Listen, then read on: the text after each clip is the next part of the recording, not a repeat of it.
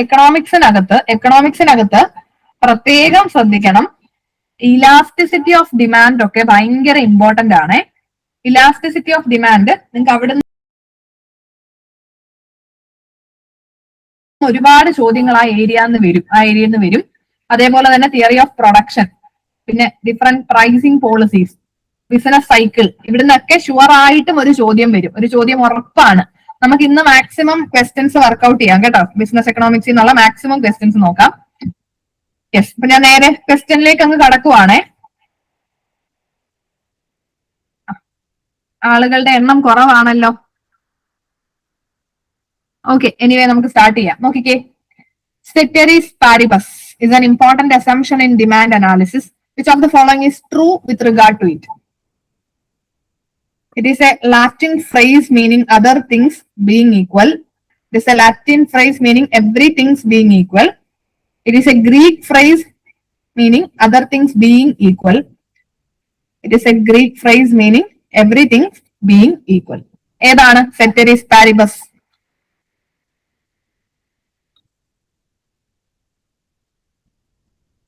കേട്ടിട്ടുണ്ടോ നിങ്ങളിത്? എക്കണോമിക്സിനകത്ത് പഠിച്ചിട്ടുണ്ടോ ceteris paribus? അതർ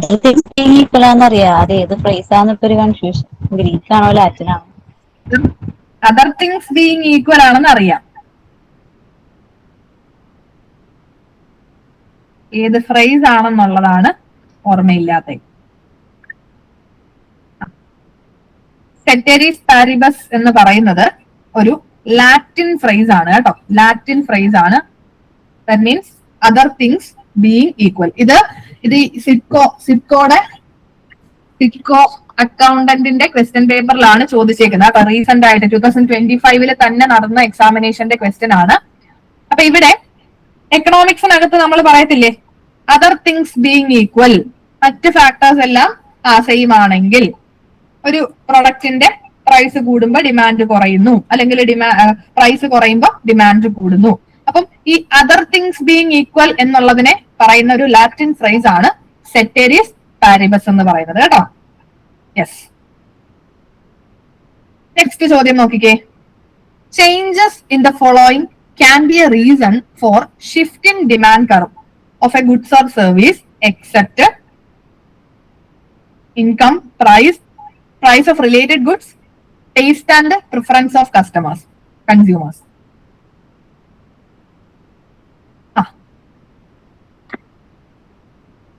യെസ്, അതാ എല്ലാരും പറഞ്ഞോണേ, എല്ലാരും ആൻസർ ചെയ്തോണേ. ഡിമാൻഡ് കർവില് ഷിഫ്റ്റ് ഉണ്ടാകുന്നത് നമുക്കറിയാം. പ്രൈസ് അല്ലാത്ത മറ്റ് ഫാക്ടേഴ്സ്, ഡിമാൻഡിനെ അഫക്ട് ചെയ്യുന്ന പ്രൈസ് അല്ലാത്ത മറ്റ് ഫാക്ടേഴ്സിൽ ചേഞ്ച് ഉണ്ടാകുമ്പോഴാണ് ഡിമാൻഡ് കർവില് ഡൗൺവേർഡ് ഷിഫ്റ്റ് അല്ലെങ്കിൽ അപ്വേർഡ് ഷിഫ്റ്റ് വരുന്നത്. എക്സ്പാൻഷൻ അല്ലെങ്കിൽ കോൺട്രാക്ഷൻ, ഡിമാൻഡ് കർവിൽ എക്സ്പാൻഷനോ കോൺട്രാക്ഷനോ സംഭവിക്കുന്ന എപ്പോഴാ? പ്രൈസ് ചേഞ്ച് ആകുമ്പോഴാണ് അല്ലെ. പ്രൈസിൽ ഉണ്ടാവുന്ന ചേഞ്ച് കാരണമാണ് ഡിമാൻഡ് കർവിൽ എക്സ്പാൻഷൻ അല്ലെങ്കിൽ കോൺട്രാക്ഷൻ സംഭവിക്കുന്നത്. ഇനി ഷിഫ്റ്റ് എന്ന് പറയുമ്പം ആ ഡിമാൻഡ് കർവ് തന്നെ മുകളിലേക്കോ താഴേക്കോ ഷിഫ്റ്റ് ആകുവാണ്. ഈ ഷിഫ്റ്റ് സംഭവിക്കുന്ന എപ്പോഴാ? ഡിമാൻഡിനെ അഫക്ട് ചെയ്യുന്ന മറ്റ് ഫാക്ടേഴ്സ്, ഇൻകമോ റിലേറ്റഡ് ഗുഡ്സിന്റെ പ്രൈസോ അതേപോലെ taste and preference, customers taste and പ്രിഫറൻസോ, ഇങ്ങനെയുള്ള പ്രൈസ് അല്ലാത്ത മറ്റ് ഫാക്ടേഴ്സ് കാരണം ഡിമാൻഡ് കർവിൽ ഉണ്ടാകുന്ന ചേഞ്ചുകളാണ് ഷിഫ്റ്റ് ഇൻ ഡിമാൻഡ് കർവ്. ഇത് നിങ്ങൾ കൃത്യമായിട്ട് പഠിച്ചോണം. ഈ ഷിഫ്റ്റും അതേപോലെ എക്സ്പാൻഷൻ അല്ലെങ്കിൽ കോൺട്രാക്ഷനും എക്സാമിന് ഈ ഏരിയയിൽ നിന്ന് ചോദ്യം വരും കേട്ടോ. ഞാൻ പറയട്ടെ, ഞാൻ ഒരു ജസ്റ്റ് ഒരു ചോദ്യം നിങ്ങളോട് ചോദിക്കാം. കസ്റ്റമറുടെ ഇൻകം കൂടുമ്പോ ഡിമാൻഡ് കർവില് റൈറ്റ് വേർഡ് ഷിഫ്റ്റ് ആണോ ലെഫ്റ്റ് വേർഡ് ഷിഫ്റ്റ് ആണോ ഉണ്ടാകുന്നത്? Rightward shift. ഇൻകം കൂടുമ്പോ റൈറ്റ് വേർഡ് ഷിഫ്റ്റ് ഉണ്ടാകും അല്ലെ. റൈറ്റ് വേർഡ് ഷിഫ്റ്റ് ഉണ്ടാകും. ഇനി റിലേറ്റഡ് ഗുഡ്സിന്റെ അല്ലെങ്കിൽ കോംപ്ലിമെന്ററി ഗുഡ്സിന്റെ പ്രൈസ് കുറഞ്ഞു. ഡിമാൻഡ് കർവ് എങ്ങോട്ട് ഷിഫ്റ്റ് ആവും?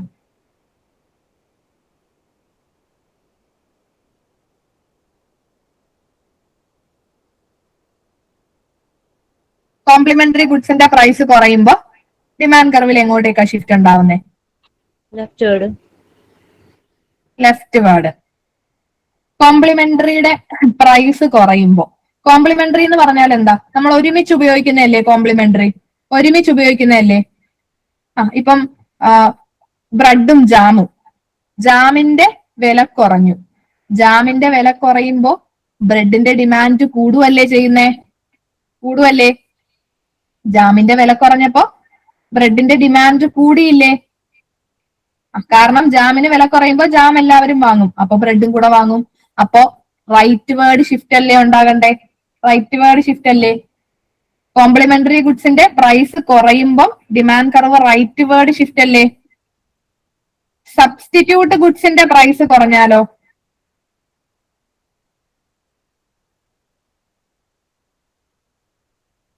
എങ്ങോട്ടേക്ക് ഷിഫ്റ്റ് ചെയ്യും?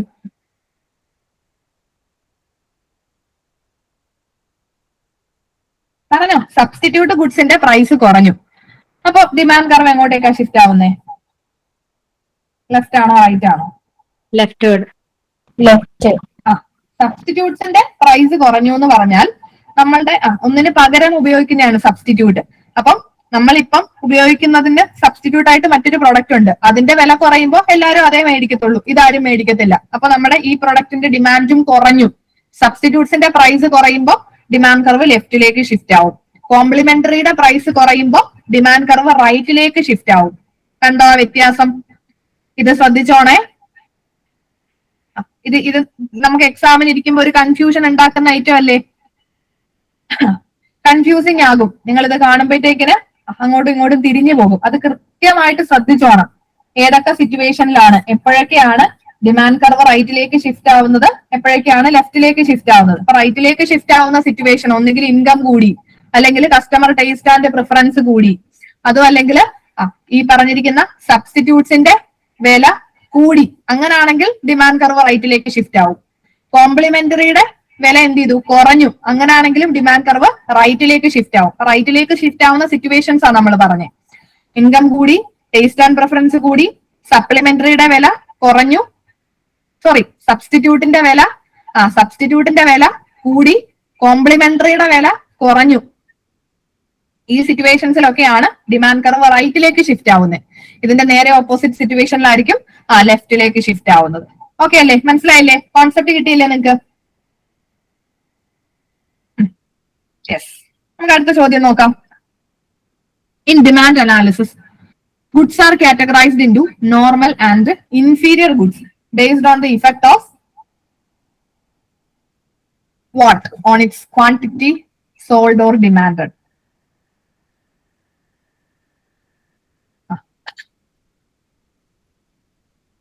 യെസ്, ഡിമാൻഡ് അനാലിസിസില് നോർമൽ ഗുഡ്സ്, ഇൻഫീരിയർ ഗുഡ്സ് എന്നൊക്കെ നമ്മൾ ഗുഡ്സിനെ തരം തിരിക്കുന്നത് അത് നമ്മുടെ ഇൻകത്തിന്റെ ബേസിലാണ് അല്ലെ? കൺസ്യൂമേഴ്സിന്റെ കൺസ്യൂമേഴ്സിന്റെ ഇൻകത്തിന്റെ ബേസിലാണ് നോർമൽ ഗുഡ്സ് എന്നും ഇൻഫീരിയർ ഗുഡ്സ് എന്നും ഒക്കെ ഗുഡ്സിനെ എന്ത് ചെയ്യുന്നത്? കാറ്റഗറൈസ് ചെയ്യുന്നത്. ഇവിടെ ഇൻഫീരിയർ ഗുഡ്സ് എന്ന് പറഞ്ഞാൽ നമുക്കറിയാം. ഇൻഫീരിയർ എന്ന് പറഞ്ഞാൽ എന്താ? ഇൻഫീരിയറിന്റെ പ്രത്യേകത എന്താ? ഇൻകം കൂടുമ്പോ ഡിമാൻഡ് കുറയുന്നതല്ലേ? അല്ലെ? നമ്മുടെ ഇൻകം കൂടുമ്പോ ഡിമാൻഡ് കുറയുന്ന സാധനങ്ങളല്ലേ ഇൻഫീരിയർ ഗുഡ്സ്? ഇപ്പം നമ്മുടെ കയ്യിൽ ഒരുപാട് പൈസ ഉണ്ടെങ്കിൽ നമ്മളൊരു സെക്കൻഡ് ഹാൻഡ് വണ്ടി വാങ്ങത്തില്ല, പുതിയൊരു വണ്ടി ആയിരിക്കും വാങ്ങുന്നത്. അപ്പൊ അതൊരു ഇൻഫീരിയർ ഗുഡ്സ് ആണ്. കാരണം നമ്മുടെ കയ്യിൽ ഇൻകം കൂടുമ്പോ എന്ത് ചെയ്യും? ഡിമാൻഡ് കുറയും. ഇൻകം കൂടുമ്പോ ഈ സാധനങ്ങളുടെ ഡിമാൻഡ് കുറയും. അതായത് ലോ ഇൻകം ഉള്ള ആളുകൾ ഉപയോഗിക്കുന്ന സാധനങ്ങളെയാണ് ഇൻഫീരിയർ ഗുഡ്സ് എന്ന് പറയുന്നത്. ഇനി ജിഫൻ ഗുഡ്സ് നിങ്ങൾ കേട്ടിട്ടുണ്ടോ? ജിഫൻ ഗുഡ്സിന്റെ പ്രത്യേകത എന്താ? പറഞ്ഞേ.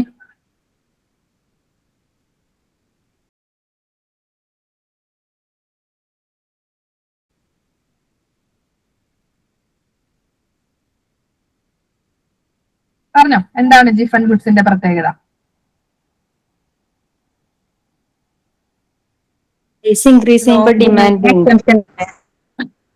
പ്രൈസ് കൂടുമ്പം ഡിമാൻഡ് കൂടും. അപ്പൊ ഈ ജിഫൻ എന്ന് പറയുന്നത് ഇൻഫീരിയർ ആണോ?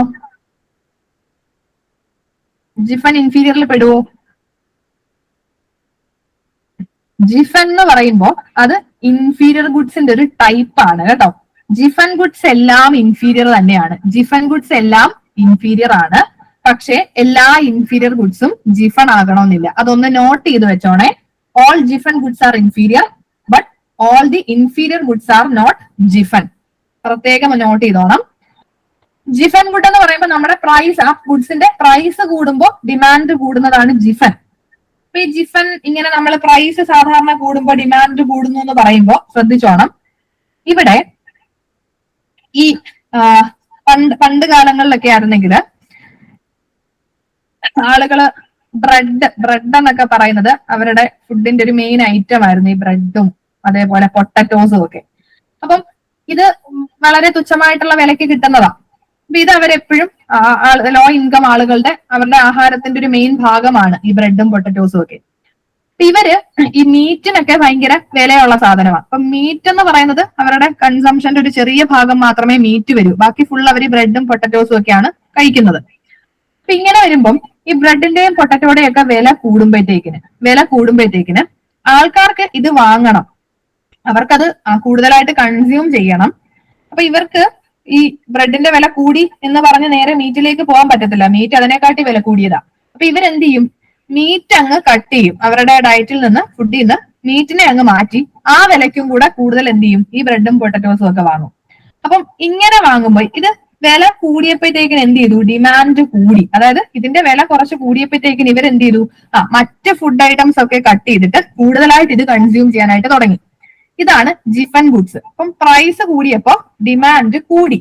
പക്ഷേ ജിഫനും ഇൻഫീരിയറിന്റെ ഒരു ടൈപ്പാ. ഈ ആൾക്കാരുടെ തന്നെ ഇൻകം കൂടിയാൽ ഇവര് വീണ്ടും ഈ ബ്രെഡും പൊട്ടറ്റോസും കഴിച്ചുകൊണ്ടിരിക്കത്തില്ല. ഇവരുടെ ഇൻകം കൂടിയാൽ ഇവരെന്ത് ചെയ്യും, കൂടുതലായിട്ട് മീറ്റ് ഒക്കെ കൺസ്യൂം ചെയ്യാനായിട്ട് തുടങ്ങും. ഇൻകം കൂടിയാൽ അവര് വേറെ ഗുഡ്സിലേക്ക് പോകും, വേറെ സാധനങ്ങൾ വാങ്ങും. ഇൻകം കൂടിയാൽ ഇതിന്റെ ഡിമാൻഡ് കുറയും. പക്ഷേ ഇതൊരു ഇൻഫീരിയർ ഗുഡ് ആണ്, അതുകൊണ്ടാണ് ഇൻകം കൂടുമ്പോൾ ഡിമാൻഡ് കുറയുന്നത്. പക്ഷെ ഇത് ജിഫണുമാണ്. കാരണം എന്താ, ഇതിന്റെ വില കൂടുമ്പോൾ ഡിമാൻഡ് കൂടുന്നുണ്ട് എന്ന് പറഞ്ഞ് എല്ലാ ഇൻഫീരിയർ ഗുഡ്സും ജിഫൺ ആകണമെന്നില്ല. എല്ലാ ഇൻഫീരിയർ ഗുഡ്സിന്റെയും വില കൂടുമ്പോൾ ഡിമാൻഡ് കൂടണമെന്നില്ല. അപ്പം ഇൻഫീരിയർ ഗുഡ്സിന്റെ ഒരു ടൈപ്പാണ് ജിഫൻ. ജിഫൺ എന്ന് പറയണമെങ്കിൽ അവിടെ എന്താ കണ്ടീഷൻ, ഇതിന്റെ വില കൂടുമ്പോൾ ഡിമാൻഡ് കൂടണം, എന്നാലേ ജിഫൺ ആകൂ. ഈ ജിഫൺ ഗുഡ്സ് എല്ലാം ഇൻഫീരിയറിന്റെ ടൈപ്പാണ്. അപ്പൊ എല്ലാ ഇൻഫീരിയറും ജിഫൺ ആകണമെന്നില്ല. ഇതിനെല്ലാം പൊതുവെ ഉള്ളൊരു സ്വഭാവം എന്താ, കൺസ്യൂമറുടെ ഇൻകം കൂടിയാൽ ഇതിന്റെ ഒക്കെ ഡിമാൻഡ് എന്ത് ചെയ്യും, കുറയുകയും ചെയ്യും. ക്ലിയർ ആയില്ലേ? ജിഫണും ഇൻഫീരിയറും തമ്മിലുള്ള വ്യത്യാസം ക്ലിയർ ആയില്ലേ?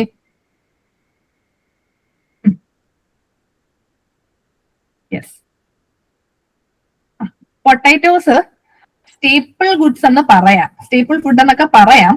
ഈ പൊട്ടാറ്റോസിന്റെ എക്സാമ്പിൾ ഞാൻ പറയാൻ കാരണം ഈ ജിഫൺ ഗുഡ്സ് എന്നൊരു കാറ്റഗറി തന്നെ വന്നത് പണ്ട് കാലങ്ങളില് ഈ ആളുകൾ ഇങ്ങനെ ജോലി ചെയ്തിരുന്ന, വളരെ ലോ ഇൻകം ഉള്ള ആൾക്കാർ, ജോലി ചെയ്തിരുന്ന ആൾക്കാരെ, കൂലിപ്പണിക്കാരൊക്കെ ഉണ്ടായിരുന്നു. അവർ ഈ കൂടുതലും പൊട്ടറ്റോസ് ഒക്കെ അല്ലെങ്കിൽ ഈ പറയുന്ന ബ്രെഡ് ഒക്കെയാണ് അവർ കൂടുതലായിട്ടും അവരുടെ ഫുഡിന്റെ ഭാഗമായിട്ട് കൺസ്യൂം ചെയ്തുകൊണ്ടിരുന്നത്.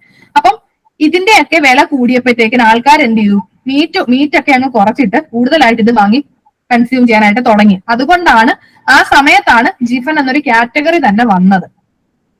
ജിഫൻ എന്ന് പറഞ്ഞ് ഇന്ന ഒരു സാധനം എന്ന് നിങ്ങൾ പഠിച്ചു വെക്കണ്ട. ജിഫൻ എന്ന് പറഞ്ഞാൽ പ്രൈസ് കൂടുമ്പോൾ ഡിമാൻഡ് കൂടുന്നു എന്നൊരു രീതിയിൽ പഠിച്ചാൽ മതി.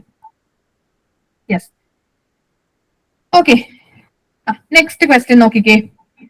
In which of the following demand elasticity total revenue will decrease if prices are increased?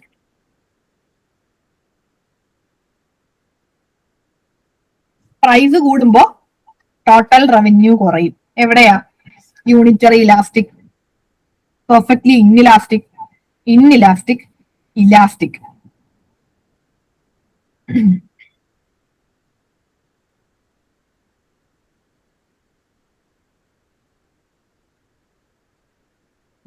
Yes. ഇവിടെ പ്രൈസ് കൂടുമ്പോ ടോട്ടൽ റവന്യൂ കുറയുന്നത് ഇലാസ്റ്റിക് ഡിമാൻഡ് ആണ്, അല്ലെ? ഇലാസ്റ്റിക് എന്ന് പറയുമ്പോ ഇവിടെ ശ്രദ്ധിച്ചോണം, ഈ ഇലാസ്റ്റിക് എന്നും ഇൻഇലാസ്റ്റിക് എന്നും പറഞ്ഞാൽ അത് ഉദ്ദേശിക്കുന്ന ഏതിനെയാ? നമ്മുടെ റിലേറ്റീവ്ലി ഇലാസ്റ്റിക്കും റിലേറ്റീവ്ലി ഇൻഇലാസ്റ്റിക്കും പഠിച്ചിട്ടില്ലേ? പ്രൈസ് ഇലാസ്റ്റിസിറ്റിയിൽ നമുക്ക് 5 മെഷറുകളുണ്ട്. പെർഫെക്റ്റ്ലി ഇലാസ്റ്റിക്, പെർഫെക്റ്റ്ലി ഇൻഇലാസ്റ്റിക്, പിന്നെ ഈ പറയുന്ന ഇലാസ്റ്റിക് എന്നും ഇൻഇലാസ്റ്റിക് എന്നും മാത്രം പറഞ്ഞാൽ അത് എന്തിനെയാ ഡിനോട്ട് ചെയ്യുന്നതെന്ന് അറിയാമോ? റിലേറ്റീവ്ലി ഇലാസ്റ്റിക്കിനെയാണ് കേട്ടോ. റിലേറ്റീവ്ലി ഇലാസ്റ്റിക് അല്ലെങ്കിൽ റിലേറ്റീവ്ലി ഇൻഇലാസ്റ്റിക്. അതിനെ വെറും ഈ ഒരു പേര് മാത്രമേ പറയുള്ളൂ. ഇതിന്റെ മുന്നിൽ റിലേറ്റീവ്ലി ചേർക്കണമെന്നില്ല. പിന്നെ യൂണിറ്ററി ഇലാസ്റ്റിക്കും ഉണ്ട്. ഇവിടെ പ്രൈസ് കൂടിയപ്പോൾ ടോട്ടൽ റവന്യൂ കുറഞ്ഞു എന്ന് പറഞ്ഞാൽ ഒരു ഫേമിന്റെ സൈഡിൽ നോക്കിക്കഴിഞ്ഞാൽ ഈ ഒരു സാധനത്തിന്റെ വില കൂടുമ്പോഴത്തേക്കിന് ആളുകൾ ഡിമാൻഡ് കുറയും. അപ്പോഴാണല്ലോ റവന്യൂവും കുറയുന്നത്. അപ്പൊ വില കൂടിയപ്പോ പ്രൈസ് കൂടിയപ്പോ ഡിമാൻഡ് കുറഞ്ഞു, ഫേമിന്റെ ടോട്ടൽ റവന്യൂവും കുറഞ്ഞു. അതായത് കൂടിയ വിലയെക്കാട്ടിലും ഇപ്പൊ വില 10 രൂപയാണ് കൂടിയതെങ്കിൽ അതിൽ മോർ ദാൻ പ്രൊപ്പോർഷനേറ്റ് ആയിട്ടാണ് എന്ത് കുറഞ്ഞത്? ഡിമാൻഡ് കുറഞ്ഞത്. അതുകൊണ്ടാണ് നമ്മുടെ ടോട്ടൽ റവന്യൂ കുറയാൻ കാരണം. അല്ലെങ്കിൽ നിങ്ങളൊന്ന് ആലോചിച്ച് നോക്കിക്കേ, വില ഇപ്പൊ നമ്മൾ 10 രൂപയ്ക്കാണ് ഒരു സാധനം വിറ്റോണ്ടിരിക്കുന്നത്. 10 രൂപയ്ക്ക് നമ്മളൊരു പ്രൊഡക്റ്റ് വിൽക്കുക. 10 രൂപയ്ക്ക് വിൽക്കുമ്പോൾ 10 രൂപയായിരുന്നപ്പോ 2 പേര് വാങ്ങി, നമുക്ക് 20 രൂപ കിട്ടിയില്ലേ? 10 രൂപയായിരുന്ന സാധനത്തിന്റെ വിലയെങ്കിൽ 2 പേര് വാങ്ങി നമുക്ക് 20 രൂപ കിട്ടി. നമ്മൾ ഇതിന്റെ വില കൂട്ടി 10 എന്നുള്ളത് 20 ആക്കി. വില കൂട്ടിയപ്പോ ഒരാളെ മേടിച്ചുള്ളൂ, 2 പേര് മേടിച്ചില്ല. വില കൂടിയത് കൊണ്ട് ഒരാളങ്ങ് പോയി. അപ്പം 20 രൂപയായിട്ട് വില കൂട്ടിയപ്പോ ഒരാളെ മേടിച്ചുള്ളൂ. അപ്പോഴും ടോട്ടൽ റവന്യൂ 20 തന്നെയല്ലേ കിട്ടിയേ? അല്ലെ? ടോട്ടൽ റവന്യൂ നിങ്ങൾക്ക് 20 കിട്ടിയില്ലേ? അപ്പം വില കൂട്ടുന്നതിന് മുന്നും വില കൂട്ടി കഴിഞ്ഞപ്പോഴും ടോട്ടൽ റവന്യൂവിൽ മാറ്റം വന്നോ? ഇല്ല, മാറ്റം വന്നില്ല. അതെപ്പോഴായിരിക്കും? പ്രൈസ് ഇൻക്രീസ് ചെയ്തപ്പോഴും ടോട്ടൽ റവന്യൂ ചേഞ്ച് ആയില്ലെങ്കിൽ അത് ഏത് ഇലാസ്റ്റിസിറ്റിയിലാ വരുന്നേ? ഇൻഇലാസ്റ്റിക് ആണോ?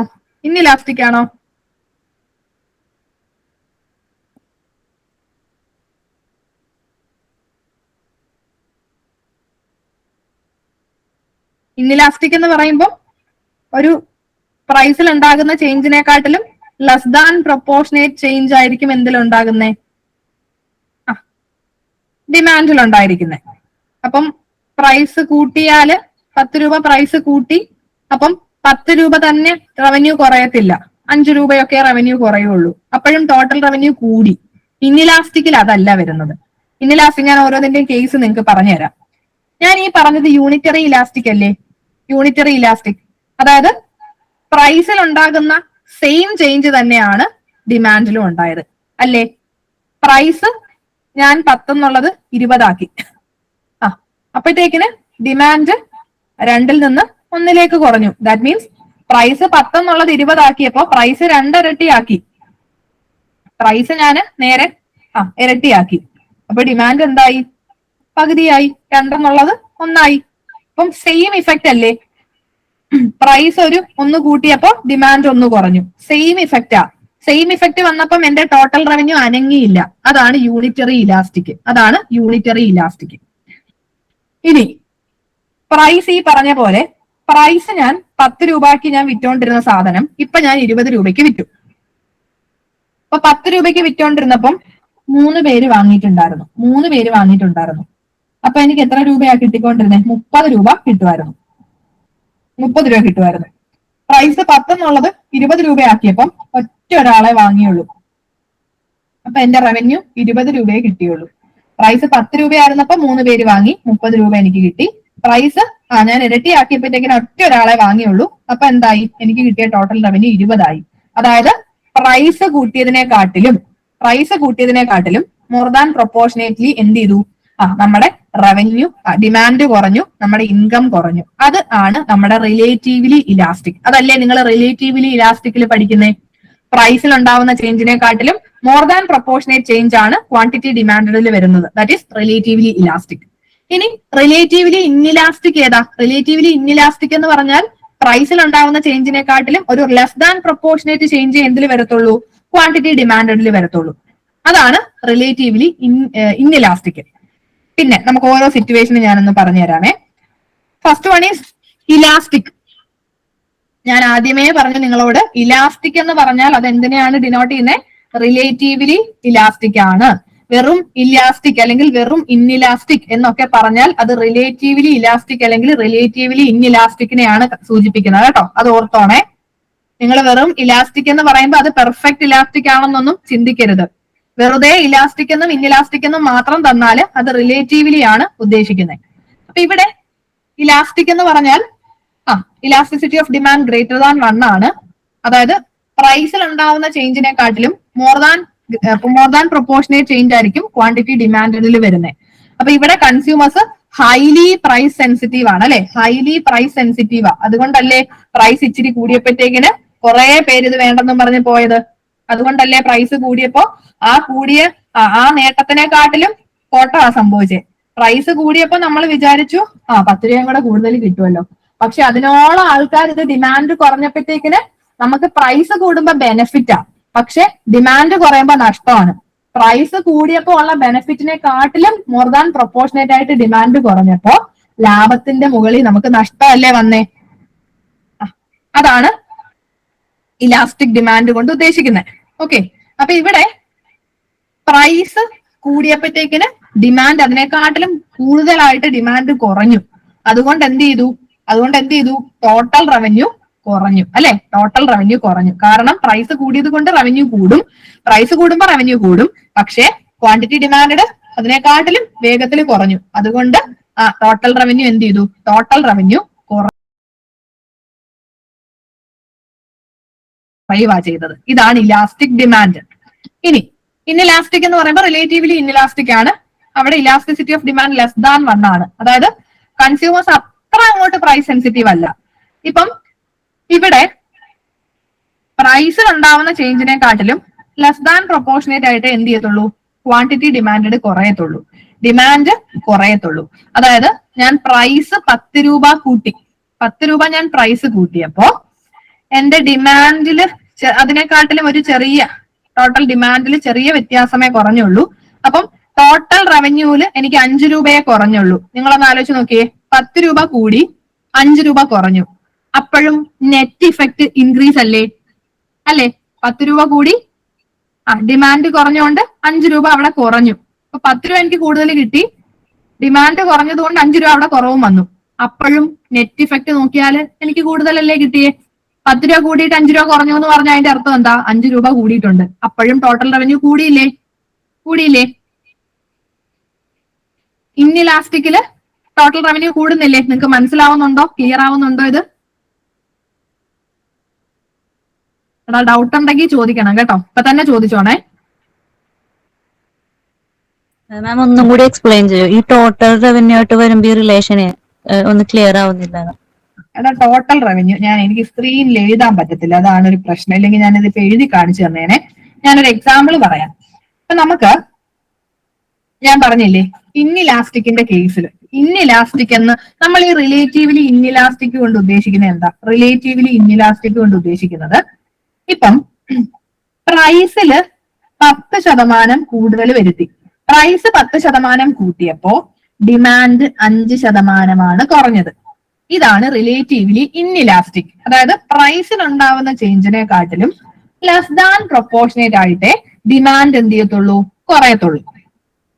പ്രൈസിൽ ഉണ്ടാവുന്ന അതേ ചേഞ്ച് തന്നെ ഡിമാൻഡിലും വന്നാൽ അത് യൂണിറ്റ് ഇലാസ്റ്റിക് അല്ലേ? ഇവിടെ പ്രൈസ് നമ്മൾ 10% കൂട്ടി. നമ്മൾ ഇത്രയും നാളെ വിറ്റോണ്ടിരുന്ന സാധനങ്ങൾ ഇനി തൊട്ട് 10% കൂടിയ വിലയ്ക്കാ വിൽക്കാൻ പോന്നെ. അങ്ങനെ കൂട്ടുമ്പോഴത്തേക്കിന് ഒരു സൈഡിൽ നിന്ന് നോക്കിയാൽ നമുക്ക് ലാഭമാണ് അല്ലെ? 10% വില കൂടുമ്പോഴത്തേനും ഒരു ബിസിനസിനെ അപേക്ഷിച്ച് കൂടുതൽ റവന്യൂ കിട്ടും. അപ്പുറത്തെ സൈഡിൽ നോക്കിക്കേ, പ്രൈസ് കൂടിയത് കൊണ്ട് കുറെ കസ്റ്റമേഴ്സ് ഈ നമ്മുടെ സാധനങ്ങൾ വേണ്ടെന്ന് വെച്ച് പോയി. അത് നമുക്ക് ഒരു സൈഡിൽ നഷ്ടവുമാണ്. നമുക്ക് ഒരു സൈഡിൽ ലാഭവും ഒരു സൈഡിൽ നഷ്ടവും. അപ്പം ലാഭം എന്ന് പറഞ്ഞാൽ 10% നമുക്ക് എന്ത് കിട്ടും? വില കൂടുതൽ കിട്ടും. നഷ്ടം എന്ന് പറഞ്ഞാൽ കസ്റ്റമേഴ്സ് കുറഞ്ഞു, ഡിമാൻഡ് കുറഞ്ഞു. അപ്പൊ അവിടെ നമ്മൾ പൈസയിൽ ഇതിനെ മോണിറ്ററി ടേംസിൽ എടുത്ത് നോക്കിയാൽ നിങ്ങൾ 10% വില കൂട്ടിയത് കൊണ്ട് നിങ്ങൾക്ക് ഒരു 15,000 രൂപയാണ് അധികം കിട്ടിയത്. 10% വില കൂട്ടി വിറ്റത് കൊണ്ട് നിങ്ങളുടെ റവന്യൂ 15,000 രൂപ നിങ്ങൾക്ക് അധികം കിട്ടി, അഡീഷണലി കിട്ടി. ഇനി ഈ 10% വില കൂട്ടിയത് കൊണ്ട് കുറെ പേര് നമ്മുടെ പ്രൊഡക്റ്റ് വേണ്ടെന്നും പറഞ്ഞ് പോയി. അതുകൊണ്ട് നമുക്കൊരു 5,000 രൂപ നഷ്ടം വന്നു, കുറച്ച് കസ്റ്റമേഴ്സ് പോയി. അപ്പൊ അങ്ങനെ നമുക്കൊരു 5,000 രൂപ കുറഞ്ഞു, ഡിമാൻഡിൽ കുറവും വന്നു. അപ്പം പ്രൈസ് കൂട്ടിയത് കൊണ്ട് 15,000 രൂപ ലാഭവും കിട്ടി. ഇനി ഡിമാൻഡ് കുറഞ്ഞു പോയത് കൊണ്ട് 5,000 രൂപ നഷ്ടവും വന്നു. പ്രൈസ് കൂട്ടിയതിനെക്കാട്ടിലും ലെസ് ദാൻ പ്രൊപ്പോർഷനേറ്റ് ആണ് ഡിമാൻഡിൽ ഉണ്ടായ മാറ്റം. അപ്പൊ ഇവിടെ റവന്യൂ ഒരു സൈഡിൽ 15,000 കൂടി, ഒരു സൈഡിൽ 5,000 കുറഞ്ഞു. 15,000 കൂടി 5,000 കുറഞ്ഞു എന്ന് പറഞ്ഞാൽ നെറ്റ് ഇഫക്റ്റ് എന്താ? 10,000 കൂടിയെന്നല്ലേ? റവന്യൂ 10,000 കൂടിയില്ലേ എപ്പോഴും? അപ്പോ ഇൻഇലാസ്റ്റിക് ഡിമാൻഡ് ആണെങ്കിലും അവിടെ പ്രൈസ് കൂട്ടുമ്പോ ടോട്ടൽ റവന്യൂ കൂടും. കാരണം പ്രൈസ് കൂട്ടുമ്പോ നമ്മുടെ റവന്യൂ ഒരു സൈഡിൽ കൂടും. പക്ഷെ പ്രൈസ് കൂട്ടുമ്പോ ഡിമാൻഡ് കുറയും. പക്ഷെ അവിടെ ശ്രദ്ധിക്കേണ്ടത് പ്രൈസിനെക്കാട്ടിലും ലെസ് ദാൻ പ്രൊപ്പോർഷനേറ്റ് ആയിട്ടേ ഡിമാൻഡ് കുറയത്തുള്ളൂ. പ്രൈസ് കൂട്ടിയത് കൊണ്ട് നമുക്ക് കിട്ടിയ ബെനിഫിറ്റിനെക്കാട്ടിലും കുറഞ്ഞ റേറ്റിലെ എന്ത് ചെയ്യത്തുള്ളൂ? ഡിമാൻഡ് കുറഞ്ഞത് കൊണ്ടുള്ള നഷ്ടം വരത്തുള്ളൂ. അതുകൊണ്ട് നെറ്റ് ഇഫക്റ്റ് എടുക്കുമ്പോൾ ടോട്ടൽ റവന്യൂ ഇൻക്രീസ് തന്നെ ആയിരിക്കും ഇൻഇലാസ്റ്റിക് ഡിമാൻഡിലും സംഭവിക്കുന്നത്. മനസ്സിലായോ? കിട്ടിയോ? നിങ്ങൾക്ക് കോൺസെപ്റ്റ് കിട്ടിയോ? യെസ്, ഇത് തന്നെയാ. ഇനിയിപ്പോ യൂണിറ്ററി ഇലാസ്റ്റിക്കിൽ നമ്മൾ പറഞ്ഞു. യൂണിറ്ററി ഇലാസ്റ്റിക്കിന്റെ പ്രത്യേകത എന്താ? പ്രൈസ് നമ്മൾ കൂട്ടിയാൽ ഒരു സൈഡ് ലാഭമാണ്. ആ ലാഭം എക്സാക്ട്ലി നഷ്ടവുമായിട്ട് ഓഫ്സെറ്റ് ആവും. അതായത് പ്രൈസ് 10 രൂപ കൂട്ടി, ഡിമാൻഡ് 10 രൂപ കുറഞ്ഞു. പ്രൈസ് 10 രൂപ കൂട്ടി, ഡിമാൻഡ് 10 രൂപ കുറഞ്ഞു. ഓഫ്സെറ്റ് ആയി. ടോട്ടൽ റവന്യൂവില് ചേഞ്ച് വരത്തില്ലല്ലോ. ഇനി പെർഫെക്റ്റ്ലി ഇൻഇലാസ്റ്റിക് എന്ന് പറഞ്ഞാൽ എന്താ? പെർഫെക്റ്റ് വരുമ്പോ ശ്രദ്ധിച്ചോണം. പെർഫെക്റ്റ് ഇലാസ്റ്റിക്കും പെർഫെക്റ്റ് ഇൻഇലാസ്റ്റിക്കും. പെർഫെക്റ്റ് ഇൻഇലാസ്റ്റിക് എന്ന് പറഞ്ഞാൽ നമ്മുടെ പെർഫെക്റ്റ് ഇൻഇലാസ്റ്റിക്കിന്റെ പ്രത്യേകത പ്രൈസ് എന്ന് പറയുന്നത് നമ്മുടെ ഡിമാൻഡിനെ എഫക്ട് ചെയ്യുന്നേയില്ല. അതല്ലേ പെർഫെക്റ്റ്ലി ഇൻഇലാസ്റ്റിക്? പ്രൈസ് കൂടിയാലും കുറഞ്ഞാലും quantity demanded remains the same. അല്ലെ? Quantity demanded. അതായത് പെർഫെക്റ്റ്ലി ഇൻഇലാസ്റ്റിക് എന്ന് പറയുമ്പോൾ നമുക്ക് അവിടെ എന്ത് വരുന്നില്ല? ഡിമാൻഡില് ചേഞ്ച് വരത്തില്ല. അതല്ലേടാ പഠിച്ചേക്കുന്നേ? Perfectly inelastic. അപ്പൊ ഇവിടെ പെർഫെക്റ്റ്ലി ഇൻഇലാസ്റ്റിക്കിന് നിങ്ങൾ ആലോചിച്ച് നോക്കിക്കേ. പ്രൈസ് കൂടിയാലും കുറഞ്ഞാലും quantity demanded remains the same. അപ്പോ അടുത്ത ചോദ്യം, ആ പെർഫെക്റ്റ്ലി ഇൻഇലാസ്റ്റിക്കിൽ നിങ്ങൾ പ്രൈസ് കൂട്ടിയാൽ ടോട്ടൽ റവന്യൂ കൂടുവോ കുറയുവോ? അതോ കോൺസ്റ്റന്റ് ആയിരിക്കുവോ? പറഞ്ഞോ, ആൻസർ പറഞ്ഞോ. പെർഫെക്റ്റ് ഇൻഇലാസ്റ്റിക്കിനകത്ത് നമ്മൾ പറഞ്ഞത് പ്രൈസ് കൂടിയാലും പറഞ്ഞോ ടോട്ടൽ റവന്യൂ ഇൻക്രീസ് ആവും. യെസ്. കാരണം പ്രൈസ് കൂട്ടിയാലും കുറഞ്ഞാലും ക്വാണ്ടിറ്റി ഡിമാൻഡഡ് സെയിം ആയിരിക്കും. ഇപ്പൊ എന്റെ പ്രൊഡക്റ്റിന്റെ വില 10 രൂപയാണ്. അപ്പൊ 10 പേർക്ക് ആവശ്യമാണ്. അപ്പൊ എന്റെ റവന്യൂ 100 രൂപ. ഇനി എന്റെ പ്രൊഡക്റ്റിന്റെ വില ഞാൻ 20 ആക്കിയാലും ക്വാണ്ടിറ്റി 10 തന്നെയാ. Quantity demanded remains the same. 20 ആക്കി വില, അപ്പോഴും 10 പേർക്ക് വേണം. അപ്പൊ എന്റെ ടോട്ടൽ റവന്യൂ 200 ആയി. ഇനി ഞാൻ എന്റെ പ്രൊഡക്റ്റിന്റെ വില 50 ആക്കി, അപ്പോഴും 10 പേർക്ക് തന്നെയാ വേണ്ടത്. അപ്പൊ എന്റെ പ്രൊഡക്റ്റിന്റെ വില 500 ആയി. കണ്ടോ? അപ്പൊ എനിക്ക് ടോട്ടൽ റവന്യൂ കൂടുവല്ലേ? പെർഫെക്റ്റ് ഇൻഇലാസ്റ്റിക്കിലും പ്രൈസ് കൂട്ടുമ്പോ ടോട്ടൽ റവന്യൂ കൂടുവല്ലേ? യെസ്. ഇതാണ്. ഇത് ശ്രദ്ധിച്ച് പഠിച്ചോണം. ഇത് ചുമ്മാ എന്ത് പഠിച്ചു വെക്കരുത്.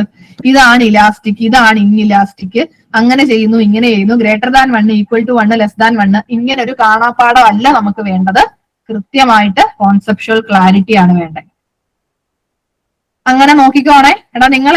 നിങ്ങൾ ഇതൊക്കെ പഠിച്ചു വെക്കുമ്പം ഇതൊരു യൂണിവേഴ്സിറ്റി എക്സാം ലെവലിലേ അല്ല പഠിക്കേണ്ടത് കേട്ടോ. യൂണിവേഴ്സിറ്റി എക്സാം ലെവലിലേ അല്ല നിങ്ങൾ പഠിക്കേണ്ടത്. ഇനിയിപ്പോ അടുത്ത STO ഒക്കെ വരുന്നുണ്ടല്ലോ, സ്റ്റേറ്റ് ടാക്സ് ഓഫീസറൊക്കെ. MCOM ഒക്കെ ഉള്ളവരാണോ ഇരിക്കുന്നത് നമ്മുടെ ക്ലാസ്സിലുള്ളവര്? PG ഒക്കെ ഉള്ളവര്, MCOM ഉള്ളവരൊക്കെ ആണെങ്കിൽ നിങ്ങൾക്ക് STO ഒക്കെ എഴുതാം. ഇനിയിപ്പോ ഉടനെ വിളിക്കും. അപ്പം അതിന്റെയൊക്കെ സിലബസ് ഒക്കെ എടുത്ത് വെച്ച് നിങ്ങൾ ഈ പഠിക്കുന്നതൊക്കെ അതിനൊക്കെ ഹെൽപ്ഫുൾ ആയിരിക്കും കേട്ടോ. അപ്പൊ അവിടോട്ടൊക്കെ പോകുമ്പോഴത്തേക്കിനും കുറച്ചുകൂടെ എന്ത് ചെയ്യണം?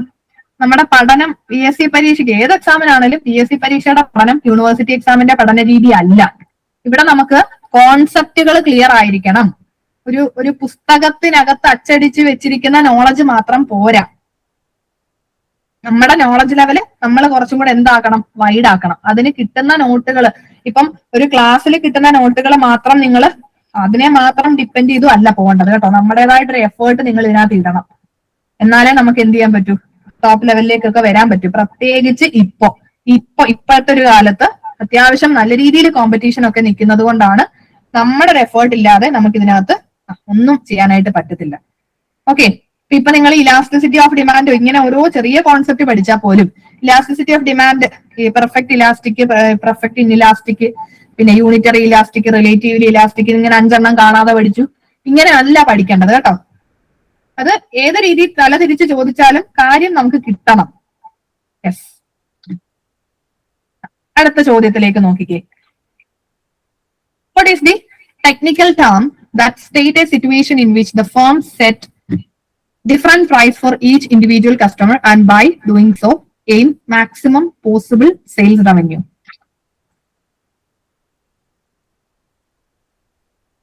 എടാ ഒറ്റ സെക്കൻഡ്, നിങ്ങൾ ആൻസർ ഒന്ന് കമന്റ് ചെയ്തോ, ഒരു സെക്കൻഡ്.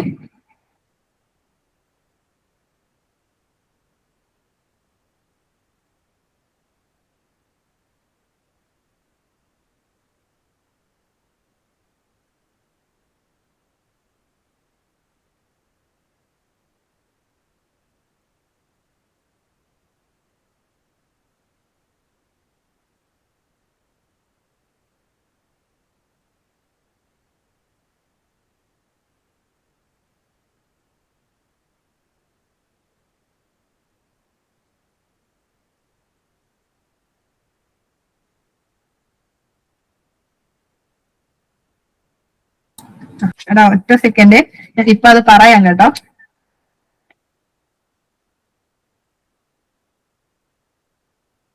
ഈ ടൈമിൽ തന്നെ ഇപ്പം നമ്മുടെ കോളേജിലെ ഒരു മീറ്റിംഗ്, റിസർച്ച് മീറ്റിംഗ് കൂടെ വെച്ചേക്കാണ്. അപ്പൊ ഞാൻ അമ്മയുടെ ഫോണിൽ നിന്ന് അതിനകത്തോടെ ഒന്ന് കയറി ഇരുന്നോട്ടെ. അതിനകത്ത് കയറിയില്ലെങ്കിൽ അതും പ്രശ്നമാണ്.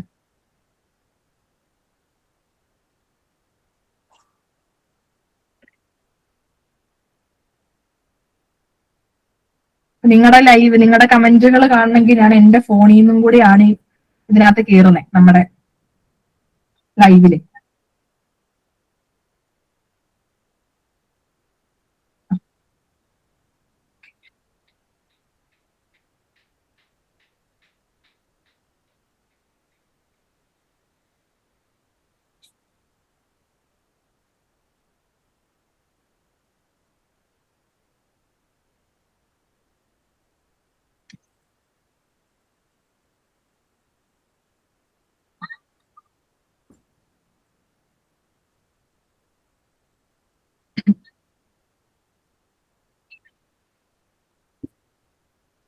Okay, yes. ഇപ്പൊ ഇവിടെ നോക്കിക്കേ.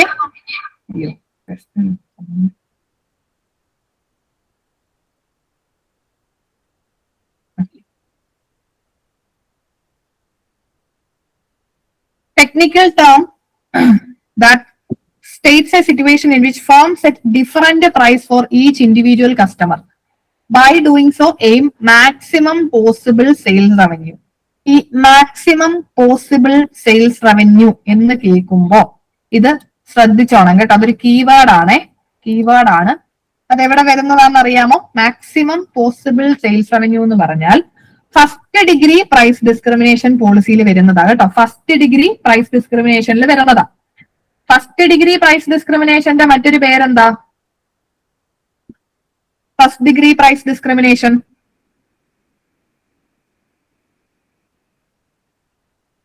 പെർഫെക്റ്റ് പ്രൈസ് ഡിസ്ക്രിമിനേഷൻ കേട്ടോ. പെർഫെക്റ്റ് പ്രൈസ് ഡിസ്ക്രിമിനേഷൻ, അതാണ് ഫസ്റ്റ് ഡിഗ്രി പ്രൈസ് ഡിസ്ക്രിമിനേഷൻ. ഈ പ്രൈസ് ഡിസ്ക്രിമിനേഷൻ എവിടെ വരുന്നതാ? എവിടെ വരുന്നതാന്ന് പറഞ്ഞേ? ഏത് മാർക്കറ്റ് കണ്ടീഷനിൽ വരുന്നതാ price discrimination? Perfect competition, monopoly, monopolistic, oligopoly, duopoly, എവിടെയാണ് പറഞ്ഞോ? മൊണോപ്പൊളി. മൊണോപ്പൊളിയിലാണ് പ്രൈസ് ഡിസ്ക്രിമിനേഷൻ വരുന്നത്. യെസ്, കാരണം മൊണോപ്പൊളി ഫേംസിന് അവർക്ക് എന്തുണ്ട്? ഒരു അഡ്വാൻറ്റേജ് ഉണ്ട് അല്ലെ? അവർ പ്രൈസ് മേക്കേഴ്സ് ആണ്.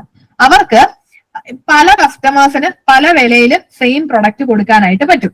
അപ്പം ഈ പ്രൈസ് ഡിസ്ക്രിമിനേഷൻ 3 തരത്തിലുണ്ട്. First degree, second degree, third degree. First degree price ഡിസ്ക്രിമിനേഷനെയാണ് നമ്മൾ പെർഫെക്റ്റ് പ്രൈസ് ഡിസ്ക്രിമിനേഷൻ എന്ന് പറയുന്നത്. Perfect price discrimination. അപ്പൊ അതിൽ ഉദ്ദേശിക്കുന്ന ഇത്രേ ഉള്ളൂ, ഓരോ ഇൻഡിവിജ്വലും തരാനായിട്ട് വില്ലിംഗ് ആയിട്ടുള്ള മാക്സിമം എമൗണ്ട് ഓരോരുത്തരുടെയും കയ്യിൽ നിന്ന് മേടിച്ചെടുക്കുക. അതാണ് ഫസ്റ്റ് ഡിഗ്രി പ്രൈസ് ഡിസ്ക്രിമിനേഷൻ പോളിസിയുടെ അതിന്റെ മെയിൻ എസൻസ്. അപ്പൊ ഈ ഓപ്ഷൻസ്, ലേലം, അതൊക്കെ നടക്കുന്നത് ഫസ്റ്റ് ഡിഗ്രി അല്ലെങ്കിൽ പെർഫെക്റ്റ് പ്രൈസ് ഡിസ്ക്രിമിനേഷന്റെ ഭാഗമായിട്ടാണ് കേട്ടോ. അതിന്റെ ഒരു എക്സാമ്പിൾ ആണ്. പിന്നെ ഉള്ളത് second degree price discrimination. Second degree എന്ന് പറഞ്ഞാൽ ക്വാണ്ടിറ്റിയുടെ ബേസിൽ, അതായത് കൂടുതൽ ക്വാണ്ടിറ്റിയിൽ വാങ്ങുന്നവർക്ക് വില കുറച്ച് കൊടുക്കും. നമ്മളിപ്പോ ഹോൾസെയിൽ കടയിൽ സാധനങ്ങൾ എടുക്കുമ്പോൾ കണ്ടിട്ടില്ലേ, അത് ബൾക്കായിട്ട് എടുക്കുമ്പോഴത്തേക്കിന് അവർക്ക് എന്ത് ചെയ്യും, വില കുറച്ച് കൊടുക്കും. ഇതാണ് സെക്കൻഡ് ഡിഗ്രി പ്രൈസ് ഡിസ്ക്രിമിനേഷൻ. അത് ക്വാണ്ടിറ്റിയുടെ ബേസിലാണ് പ്രൈസ്, പലർക്കും പല പ്രൈസ് കൊടുക്കുന്നത്. അവര് വാങ്ങുന്ന ക്വാണ്ടിറ്റിയുടെ ബേസിലാണ്. ബൾക്ക് ക്വാണ്ടിറ്റി വാങ്ങുന്നവർക്ക് കുറഞ്ഞ പ്രൈസിൽ പ്രൊഡക്റ്റ് കൊടുക്കും. ഇനി തേർഡ് ഡിഗ്രി പ്രൈസ് ഡിസ്ക്രിമിനേഷൻ ആണ് കസ്റ്റമർ ഗ്രൂപ്പിന്റെ ബേസിൽ. കസ്റ്റമർ ഗ്രൂപ്പ് എന്ന് പറയുമ്പം ഇപ്പൊ നമ്മുടെ കസ്റ്റമേഴ്സ്, നമ്മളിപ്പം സിനിമ തിയേറ്ററിലൊക്കെ പോയാല് വലിയവർക്ക് വേറൊരു എമൗണ്ട്, കൊച്ചു പിള്ളേർക്ക് അതിന്റെ പകുതിയെ കാണത്തുള്ളൂ. അങ്ങനെ ഡിഫറെന്റ് പ്രൈസുകൾ കണ്ടിട്ടില്ലേ? അഡൽട്സിന് വേറെ, സ്റ്റുഡന്റ് ഡിസ്കൗണ്ടുകൾ കിട്ടും, സ്റ്റുഡൻസിന് വേറെ. അങ്ങനെ ഈ കസ്റ്റമർ ഗ്രൂപ്പിന്റെ ബേസിൽ പലർക്കും പല പ്രൈസ് ചാർജ് ചെയ്യുന്നതാണ് തേർഡ് ഡിഗ്രി പ്രൈസ് ഡിസ്ക്രിമിനേഷൻ. അപ്പൊ ഇവിടെ എന്തുകൊണ്ടാണ് ഫസ്റ്റ് ഡിഗ്രി വന്നതെന്ന് ചോദിച്ചാൽ മാക്സിമം പോസിബിൾ സെയിൽസ് റവന്യൂ, അവിടെ ആളുകളുടെ കയ്യിൽ നിന്ന് മേടിച്ചെടുക്കാൻ പറ്റുന്ന maximum amount, maximum possible amount വാങ്ങിച്ചെടുക്കുക എന്നുള്ളതാണ് പെർഫെക്റ്റ് അല്ലെങ്കിൽ ഫസ്റ്റ് ഡിഗ്രി പ്രൈസ് ഡിസ്ക്രിമിനേഷൻ പോളിസിയിൽ പറയുന്നത്. ഓക്കെ, ഈ 3 type of price discrimination under monopoly കൃത്യമായിട്ട് പഠിച്ചോണേ. ഇത് നിങ്ങൾക്ക് എല്ലാവർക്കും അറിയാവുന്ന ചോദ്യമാണ്. Fixing a higher price in the initial stage.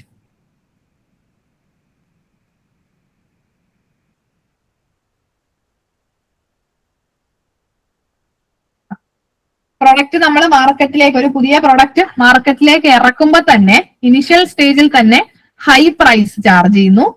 പിന്നെ പിന്നെ വില കുറയ്ക്കുന്ന സ്ട്രാറ്റജിയാണ് പ്രൈസ് സ്കിമ്മിങ്, അല്ലെ? Price skimming strategy. യെസ്, ഇവിടെ പെനട്രേഷനും സ്കിമ്മിങ്ങും കൃത്യമായിട്ട് ഓർത്തോണം. പെനട്രേഷൻ എന്ന് പറഞ്ഞാൽ ഇനിഷ്യലി പ്രൈസ് കുറയ്ക്കും, അല്ലെ? കുറഞ്ഞ പ്രൈസിൽ പ്രൊഡക്റ്റ് മാർക്കറ്റിലേക്ക് ഇറക്കും. അങ്ങനെ കുറഞ്ഞ പ്രൈസ് മാർക്കറ്റിലേക്ക് ഇറക്കുമ്പോൾ എന്ത് ചെയ്യും? ബാക്കിയുള്ളവര്, കോമ്പറ്റീറ്റേഴ്സിന്റെ അവിടെയുള്ള കസ്റ്റമേഴ്സും കൂടെ നമ്മുടെ പ്രൊഡക്റ്റിലേക്ക് വരും. അങ്ങനെ നമുക്ക് നല്ലൊരു കസ്റ്റമർ ബേസ് കിട്ടി കഴിയുമ്പോൾ പതിയെ പ്രൈസ് കൂട്ടുന്ന മെക്കാനിസമാണ് പെനട്രേഷൻ. സ്കിമ്മിങ് എന്ന് പറയുമ്പോൾ ഇനിഷ്യലി ഒരു ഹൈ പ്രൈസ് ആയിരിക്കും ചാർജ് ചെയ്യുന്നത്. ദെൻ ഈ ഹൈ പ്രൈസ് ചാർജ് ചെയ്യുന്നത് നമ്മുടെ ലക്ഷറി അല്ലെങ്കിൽ പ്രൈസ് അത്ര കൺസേൺ അല്ലാത്ത ആളുകളൊക്കെ ആയിരിക്കും കൂടുതലും അങ്ങനെയുള്ള പ്രൊഡക്റ്റുകൾ ഇറക്കുമ്പോൾ. പ്രീമിയം പ്രൊഡക്റ്റുകൾക്കൊക്കെയാണ് സാധാരണ ഈ സ്കിമ്മിങ് സ്ട്രാറ്റജി അഡോപ്റ്റ് ചെയ്യുന്നത്. അപ്പൊ ഇനിഷ്യലി ഹൈ പ്രൈസ് ചാർജ് ചെയ്തിട്ട് പിന്നെ പതിയെ പതിയെ പ്രൈസ് കുറയ്ക്കും. ഈ ഒരു സ്ട്രാറ്റജിയിൽ ഉദ്ദേശിക്കുന്നത് ഇത്രയേ ഉള്ളൂ. നമ്മൾ പുതിയൊരു പ്രൊഡക്റ്റ് മാർക്കറ്റിലേക്ക് ഇറക്കുവാണെങ്കിൽ ഇനിഷ്യൽ സ്റ്റേജിൽ ഇതിന് കോമ്പറ്റീറ്റേഴ്സ് കാണത്തില്ല. അങ്ങനാണെങ്കിൽ ആദ്യം തന്നെ ഈ കോമ്പറ്റീറ്റേഴ്സ് മാർക്കറ്റിലേക്ക് വരുന്നതിന് മുന്നേ മാക്സിമം പോസിബിൾ റവന്യൂ എന്ത് ചെയ്യണം?